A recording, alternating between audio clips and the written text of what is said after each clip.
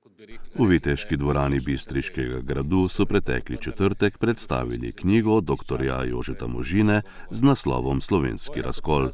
Monografija Slovenski razkol je knjiga, ki odgovarja na vprašanje, zakaj in kako so Slovenci med drugo svetovno vojno spolzeli v oster narodni razkol. Jože Možina je slovenski zgodovinar, zaposlen kot novinar, voditelj in avtor dokumentarnih filmov na televiziji Slovenija.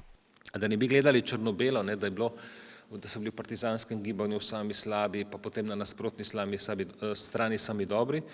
Daleč od tega, povsod so bili eni in drugi, vendar je vodstvo komunistične partije, ki je vodilo partizansko gibanje, dejansko bilo izrazito krvoločno in usmerjeno proti določenemu delu civilnega prebivalstva. Bil pa je hud režim tudi v partizanskih vrstah samih, tako hud, da je komaj verjamemo, ne povsod enako, ampak recimo te dve sodbi sem našel v partizanskem arhivu, so iz leta 1942, zelo zgodaj, in vidite, da so recimo 8. junija obsodili v enem Šercerjevem bataljonu 3 partizanke iz Ljubljane, 2, Fani Anžur in Vida Mažgon, sta imeli le 16 let, 3. 19 let, obsodili in ustrelili so jih zaradi zarote.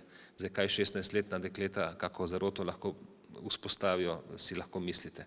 Okruten režim je v partizanih bil, bali so se eden drugega.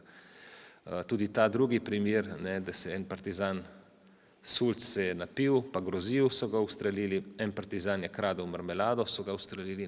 Za take stvari so ljudje plačali z glavo, medtem ko za take primere, kot bomo pa zdaj tukaj povedali, za pomore celih romskih družin pa naselij, pa ni znano, da bi kdorkoli odgovarjal. Nasprotno, vsi, ki so bili udeleženi v genocidu nad Romi, ki se je izvršil maja 1942, nekje do julija 1942, so napredovali po hierarhiji.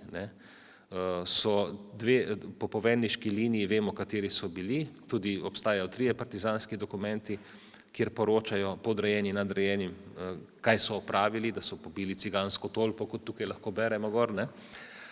En takih primerov je zelo dobro raziskan, to je ta pomor Romov v Iški, tukaj vidimo morišče iz vrha. Namreč od recimo 50 pobitih je bilo 25 otrok in od teh 50 pobitih 25 žensk, spravi v glavnem ženske in otroci, skupaj z nosečo poglavarjevo ženo Julo. To so vse pobili, dejansko celotno naselje. In 3 od teh vpletenih so po kriterijih Zveze borcev še vedno narodni heroji, kar je grozljivo.